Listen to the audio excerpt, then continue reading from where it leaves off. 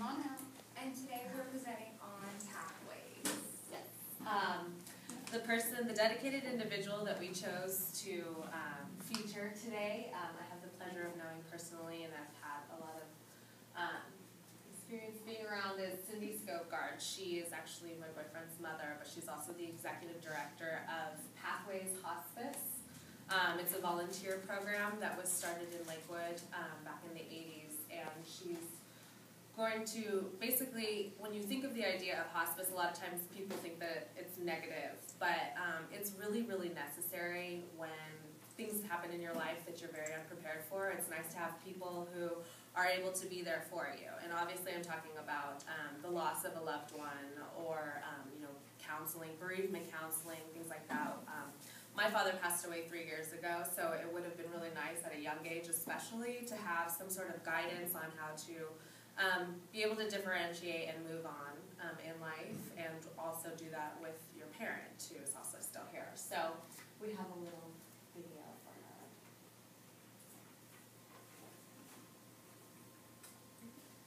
Hey Chapman, welcome. I'm Cindy Skogard from Pathways Volunteer Hospice. I'm the Executive Director. Pathways is a nonprofit volunteer model hospice where we've been in operation for over 28 years. We provide compassionate care to families living with illness and loss, and we do that 3 different ways. One, through our caregiving program for the elderly and chronically ill. The other, hospice care for people battling terminal illnesses. And our other children's grief education program for children and families in grief. Okay, so as she mentioned, obviously the services that they provide at Pathways specifically have to do with elderly, terminally ill care, as well as family bereavement counseling. So there's a widows group, there's a lot of information, books and videos that they offer on child bereavement as well. They are a nonprofit organization, which means that they are solely funded off of donations and government grants, things like that. So a big part of this particular industry is fundraising. So she holds that to be very, very important. And then she also holds her volunteers to be really, really, really important, because they do go through a training and screening process where, particularly in counseling, that once they're hired, they do have a mentor that follows them, and they're paired up with individual clients and patients within their program as well. So there's just a lot of different facets that we'll be explaining more of. So basically, this organization is really just to help others, and there's 5 board members. You have the executive, which is Cindy, who is just an amazing person, and then you have 120 volunteers. And it's really interesting just to kind of see how everyone works together to bring this whole organization to life, just in order to help others. Basically, they're giving and taking their time. They don't pay any of their employees. It's just so great to see over 100 people are willing to do this every single day, all day long. Okay. So basically, her background is she worked with the Youth Services Day Treatment. It was basically a program for kids who weren't doing so well in school and kind of had a hard time, people in kind of sketchy neighborhoods and stuff like that, and she really took her time to kind of nurture them, and she used this as an experience to learn how to really behave with kids and everything, and how to help them have better lives. And she loved working with kids so much. She actually got a job with the YMCA, and that was such a great experience for her. She was able to fundraise a lot. She also did a little freelance with the YMCA company as well as some other companies, and that really just kind of led her to this organization called Pathways, in which she wanted to not only help children in grief, but families in grief, as well as elderly in grief as well. So you guys can see this. She has a really nice quote here: lead, follow, or get out of the way. She kind of uses that because she wants to help people. That's her #1 goal. So if you're not going to be productive or helpful to her, just move aside, and then she can do her job. And then basically, you guys can see here, there's a bunch of different services that they offer. They do counseling, and they do different classes to kind of learn how to deal with grief and stuff like that. They also offer just different companions. They have pictures on the website of different dogs that they'll donate basically to anyone in the hospice, just so that they can have some extra company and still have that peace and joy towards the end of their lives. And they also do some other programs as well, where they bring in certain people and speakers, and they have really fun events, which is really fun. And then her most exciting aspect of the job that we found really interesting was just she wants to make a difference in other people's lives. And then basically, she wasn't really planning on having this kind of a job. It just kind of was a good fit for her. She had her other jobs prior, and it was such a great experience that it really led to this, and there was an open spot. She had all the right experience, the fundraising knowledge, the children knowledge, the adult knowledge as well, and how to work with people, that it was such a great job opportunity for her. She couldn't say no, and she's done really well ever since, and is now currently the executive.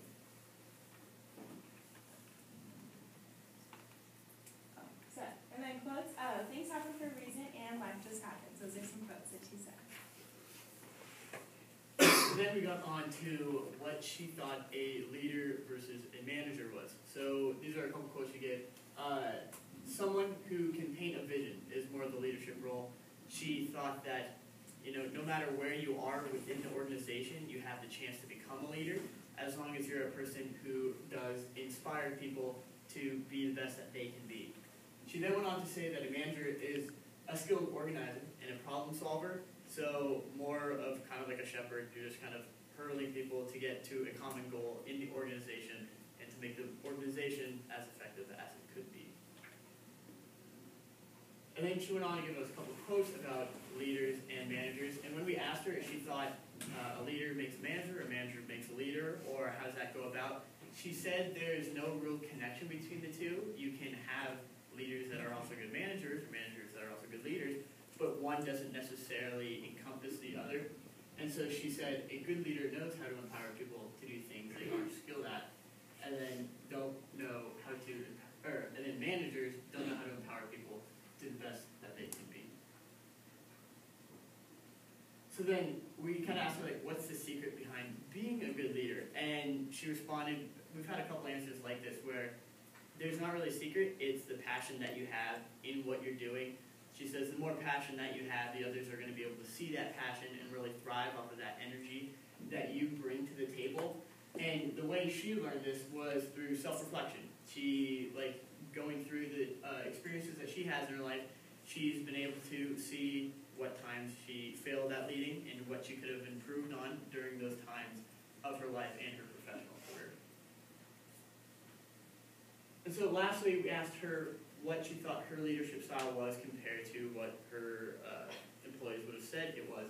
And what she said was she's kind of like a jack of all trades. She's had a lot of positions within Pathways, and so she's had her hand on every single possible niche in the company. And so she has a hard time kind of backing off that because she has done all those things. And she said her staff would probably think of her as a person who inspired and passion reflects off people and gets them to really be motivated.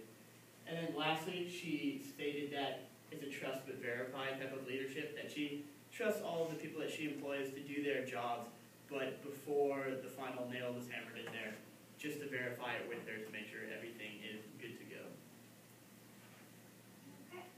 So we asked her what the team dynamics within Pathways would be, and she said that Pathways as an organization definitely works better when they're operating as a team. Clear roles plus flexibility is mandatory in their position. She said that all of her team members knew what their specific role was, but they were also flexible. There was something to get done, but it wasn't necessarily their position. They would jump to the occasion and get things done. And she just really emphasized that working as a team is much more effective than individuals because they're a lot more creative and they come up with new ideas and they bounce off each other, and it really makes them work as a cohesive group.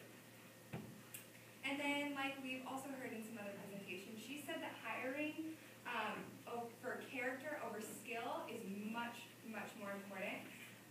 She has this quote that says, "You can hire someone for a skill set, but I feel it's better to hire someone for their character and then teach them skill." She reiterated over and over that you can hire someone who has a very specific skill set, but if they can't communicate with others and they don't work well in groups, there's really no purpose to them. She said it would be much better to hire someone who has good character and is willing to work hard and likes to take the initiative and then teach them a specific skill rather than someone who has just one skill and that's it. And then we asked her what types of values do good leaders possess, and like we stated earlier,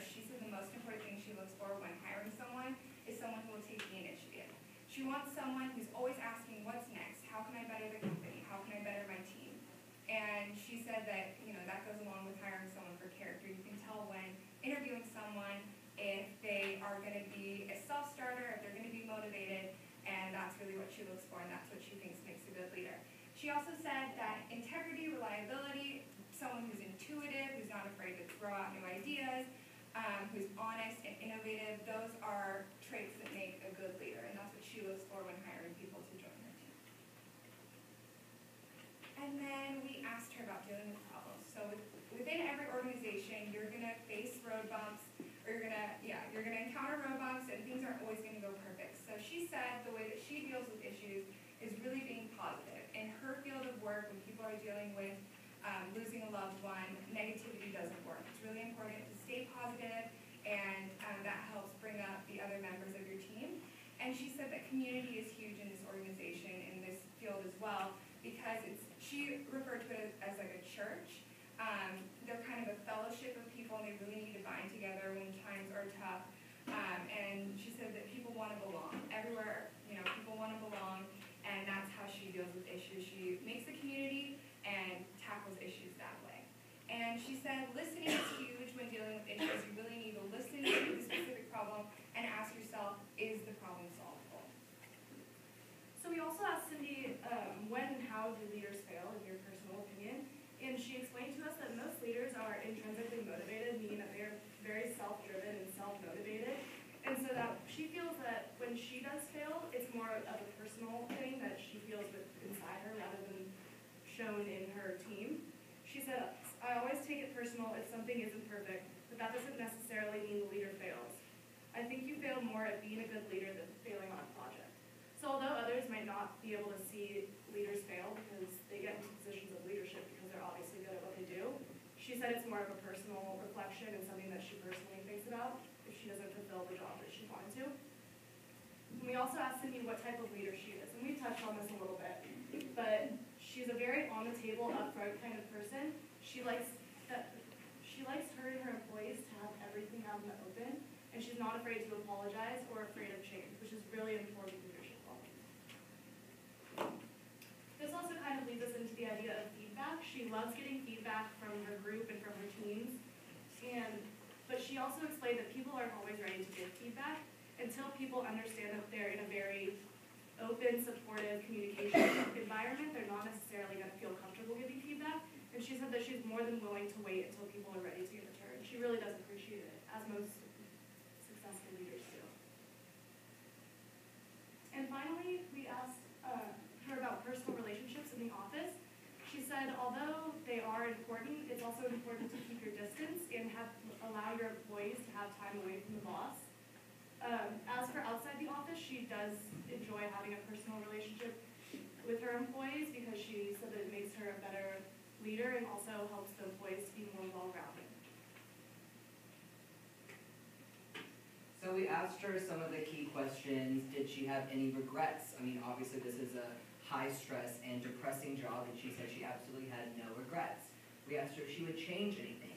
And the one thing that she did have kind of advice for everyone in her, one thing that she would have changed, would it be more time for continual education. Once she started with this organization, she grew and grew and grew, and now has reached such a high point of leadership. However, it's not really possible to go back to school and continue her education. She also wished that she had earlier a more understanding of separating work and life. She's figured out now in her leadership roles, but she wished someone, when she started out, had explained to her that it's very important for you and the people you work with to have a full understanding of separating work and outside life. So we asked her for some more suggestions for college students. Of course, like many other leaders have talked about today, find something you can get passionate about. Look outside yourself. And she gave us rising tide raises all ships, which you could kind of interpret that a few different ways. We took that as when you grow, people grow with you, and opportunities you have, other than they have too. So you have to come to the top of that, and you have to kind of raise to the top of the tide, if you will. So she also encouraged